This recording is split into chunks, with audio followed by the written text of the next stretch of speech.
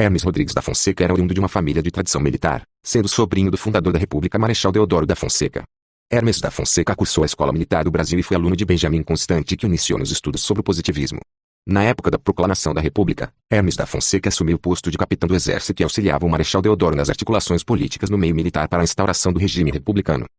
Durante o período republicano, Hermes da Fonseca ascendeu na carreira militar, tornando-se marechal em 6 de novembro de 1906. No dia 15 do mesmo mês, Afonso Pena assumiu a presidência da República e designou Hermes da Fonseca ministro da Guerra, função que cumpriu até 27 de maio de 1908. O governo de Afonso Pena foi marcado pelo empenho em reformar as Forças Armadas, tarefa protagonizada pelo então ministro da Guerra. Marechal Hermes da Fonseca destacou-se no meio militar por conta da modernização das Forças Armadas.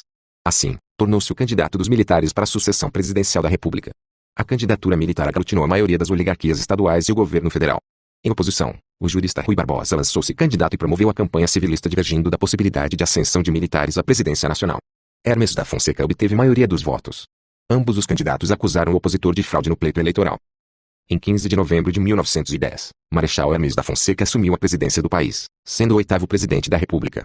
Para assegurar a continuidade do respaldo dos governos estaduais ao governo federal, recorreu à política das salvações. A alegação da implantação dessa política era a defesa da integridade das instituições republicanas.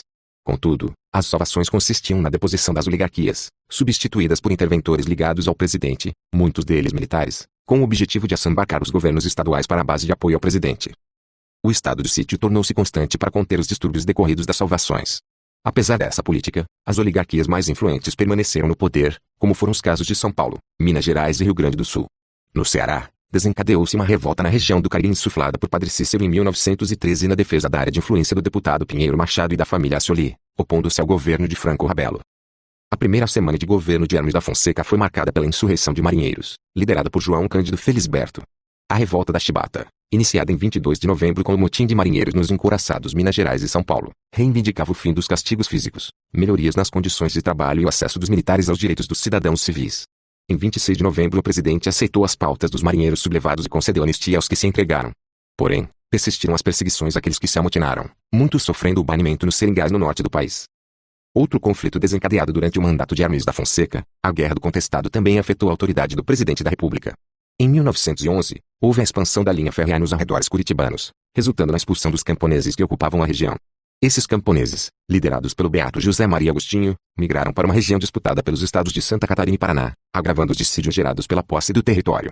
Entre os anos de 1912 e 1916 foram enviados contingentes policiais estaduais e de soldados do exército para combater os camponeses que resistiram aguerridamente até o final da contenda.